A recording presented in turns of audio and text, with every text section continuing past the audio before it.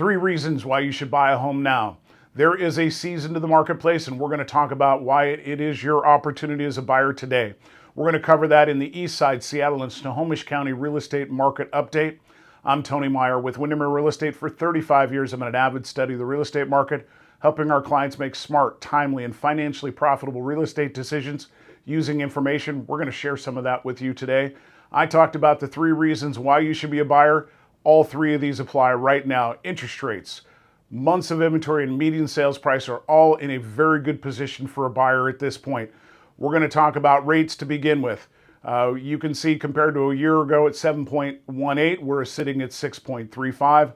As I record this video on September 11th, we're actually at 6.11. So rates are moving in a very good direction for buyers compared to where they were been at. So we're going to talk about peaks of each of these marketplaces and compare where we're at today. So the East Side peaked out in months of inventory. Months of inventory is the division of supply versus demand.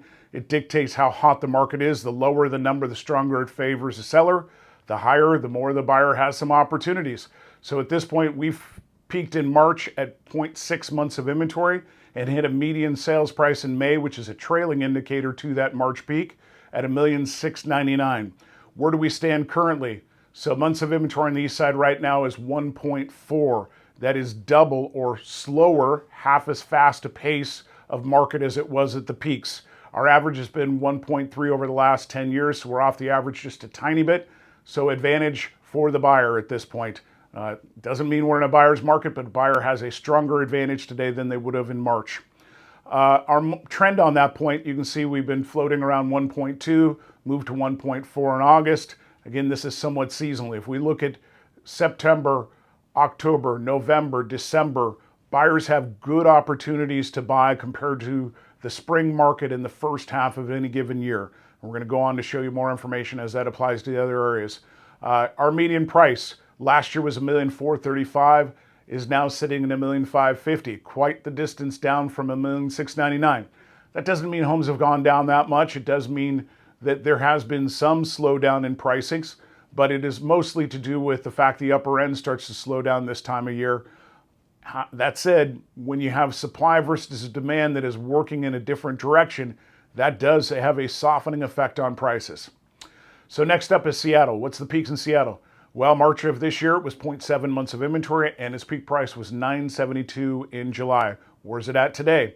Right now, it is sitting at 2 months of inventory. So that is a dramatically different market, especially compared to its averages of 1.2. It was 1.4 months of inventory a year ago. The inventory trend has been sitting at 2 months for the last 2 months, coming off of 1.7 in June. So it's kind of defying gravity at this point that we've seen prices still pretty high in Seattle with 2 months of inventory.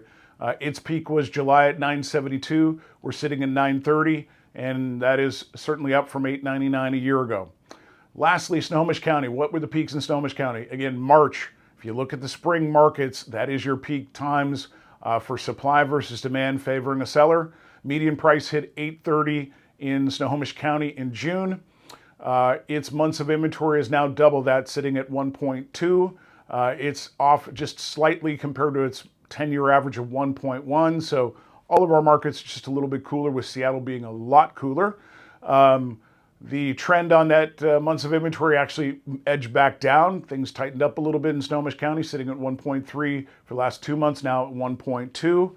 Our median price really peaked out in June, as this chart shows. We're now sitting at $780. It was $730 last year. So appreciation on all 3 of our marketplaces.